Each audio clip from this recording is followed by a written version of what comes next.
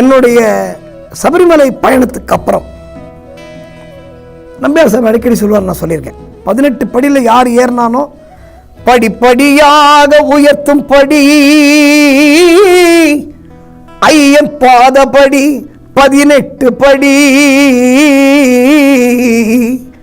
வணங்கிடும் பக்தர்கள் நினைத்தபடி வாழ்க்கை அமைந்திடும் நல்லபடி நல்லபடி நல்லபடி நல்லபடி. இதுதான் சத்தியம்.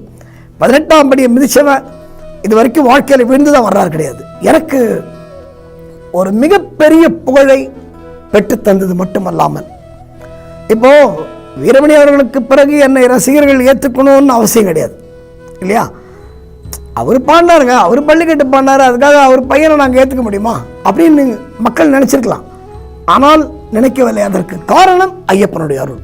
இன்றைக்கு நீங்கள் யார்கிட்ட போய் வீரமணி ராஜு தெரியுமான்னு கேட்டிங்கன்னா அவங்க சொல்கிறது என்னென்னா, ஓ இந்த ஐயப்பன் பாட்டுலாம் பாடுவார் அந்த வீரமணி ராஜுவான் தான் கேட்பாங்களே தவிர நான் எல்லா தெய்வங்களையும் பாடியிருக்கேன்.